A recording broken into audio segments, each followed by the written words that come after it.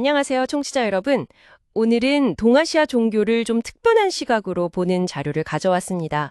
상관적 사유라는 키워드인데요. 네, 이게 세상을 조각내서 보기보다는 어떤 연결이나 관계 속에서 이해하려는 방식이죠. 맞아요.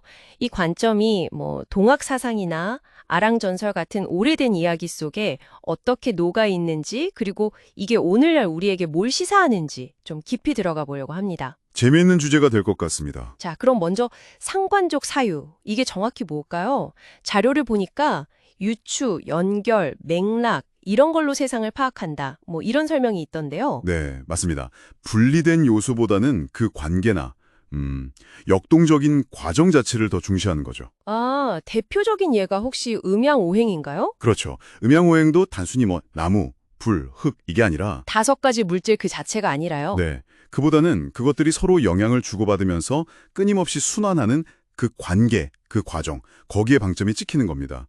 중요한 건 개별 요소가 아니라 그 관계라는 거죠. 아하, 그 상호작용하는 과정으로 세상을 본다는 거군요. 네. 그리고 이런 관점이 동아시아의 주요 사상들, 유교나 불교, 도교 같은 데 깊이 배어 있다는 게 또 흥미로운 지점입니다. 유교나 불교, 도교에서도요. 구체적으로 어떤 식으로 나타나나요? 예를 들면 유교는 그 인 있잖아요.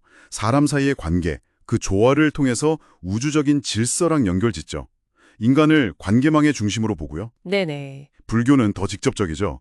모든 게 서로 의존하고 연결되어 있다는 연기사상, 그 인드라망 비유처럼요. 아, 인드라망이요? 그래서 나의 고통이 곧 모두의 고통일 수 있다는 연민으로 이어지고요. 도교는 또 자연의 큰 흐름, 도에 따르는 걸 중시하는데 이때 인간은 그 흐름 속에서 뭔가 중재자 역할을 한다고 볼 수 있어요. 흐름의 중재자요?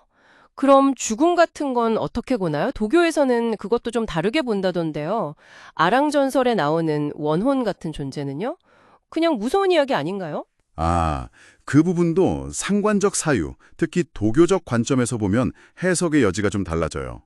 기라는 걸 단순 에너지가 아니라 만물을 이루고 흐르는 어떤 근원적인 생명력, 우주적 기류 같은 걸로 본다면요. 네. 아랑의 어구는 죽음, 그 원하는 그 기의 흐름이 막히고 깨진 상태인 거죠. 그래서 원혼이 나타나는 건 이 깨진 조화를 다시 회복하려는 어떤 신호, 또 공동체에게 이 문제를 해결하라고 윤리적으로 촉구하는 행위로도 볼 수 있다는 겁니다. 단순히 개인의 복수심 문제가 아니라 공동체 전체의 어떤 균형, 질서 회복과 연결된다는 말씀이시군요. 네, 그런 맥락에서 볼 수 있죠. 이런 연결의 관점이 정말 급진적으로 나타난 게 바로 동학이라고 자료에서 짚고 있던데요. 특히 그 사람이 곧 하늘이다, 인내천. 이거 정말 대단한 생각 아닌가요? 맞습니다. 모든 사람 안에 하늘, 그러니까 어떤 신성이 내재한다는 선언이니까요. 기존 질서에 대한 엄청난 도전이었죠. 근데 여기서 더 중요한 건 시천주 사상이에요. 시천주요. 네, 이게 그냥 외부의 신을 모시는 걸 넘어서 자기 안에 있는 하늘, 그 천주를 깨닫고 그 뜻에 따라 윤리적으로 행동하는 것, 즉 실천을 강조하는 거죠. 아, 내 안의 신성을 깨닫고 그걸 행동으로 옮기는 거군요. 사회개혁을 넘어서 완전히 새로운 세상, 새로운 질서를 꿈꿨던 굉장히 급진적인 상상력이었죠. 내 안의 하늘을 깨닫고 윤리적으로 실천한다. 듣고 보니까 아까 잠깐 얘기했던 아랑전설이란 아랑제, 또 좀 비슷하게 볼 수 있지 않을까요?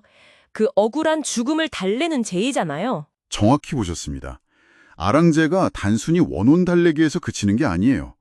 공동체가 외면했던 그 부당한 죽음, 그 윤리적 문제를 정면으로 마주하는 거죠. 네. 그리고 진실을 밝혀서 깨어진 공동체의 질서, 도교적으로 말하면 그 도를 회복하려는 시도인 겁니다.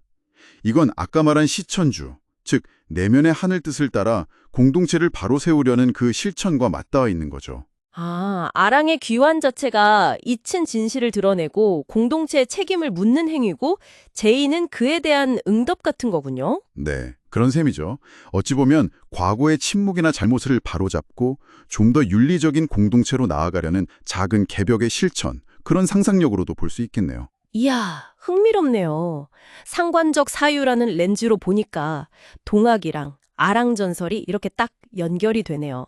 그럼 이 오래된 지혜가 지금 이 AI 시대에 우리에게는 어떤 의미를 줄 수 있을까요? 네, 이 자료가 던지는 가장 중요한 메시지 중 하나가 아마 그 부분일 겁니다. AI가 막대한 데이터를 분석하고 처리하는 능력은 정말 뛰어나잖아요. 그렇죠. 점점 더 발전하고 있고요. 하지만 그 관계 속에서 의미를 찾고 맥락을 파악하고 또 어떤 윤리적인 판단을 내리는 능력, 이건 여전히 그리고 앞으로도 중요하게 남을 인간의 영역이라는 거죠. 세상을 이렇게 연결하고 통합적으로 보는 상관적 사유 능력이 오히려 미래 사회에 더 중요해질 수 있다는 겁니다. 단순히 분석만 잘하는 걸 넘어서 연결하고 의미를 부여하는 역할이 중요해진다. 네, 우리가 단순한 분석가나 정보 처리다가 아니라 연결자이자 의미 창조자로서의 역할을 해야 한다는 거죠. 그게 AI 시대의 인간이 더 집중해야 할 강점일 수 있다는 이야기입니다. 분석을 넘어 연결하고 의미를 찾는 능력이라 확실히 좀 곱씹어 볼 지점인 것 같습니다. 네, 오늘 우리는 이 상관적 사유라는 틀을 통해서 동아시아 종교와 사상이 인간, 공동체, 우주의 연결을 어떻게 고민해 왔는지, 또 동학의 시천주 사상이나 아랑 이야기 속 아랑제 같은 윤리적 실천들을 살펴봤는데요. 네, 아주 흥미로운 여정이었습니다. 마지막으로 청취자분들께 이런 질문을 한번 던져보고 싶네요. 만약 여러분이 일상에서 만나는 수많은 정보나 관계들 속에서 의식적으로 이 연결과 전체적인 맥락, 그리고 그 안에 숨어있는 어떤 윤리적인 함의 같은 것들을 읽어내려고 노력한다면요. 그렇게 할 때 이 복잡하고 때로는 너무 편화된 것처럼 느껴지는 시대를 살아가는 여러분의 방식에 과연 어떤 변화가 생길 수 있을까요? 한 번쯤 진지하게 생각해 보실 만한 질문인 것 같습니다.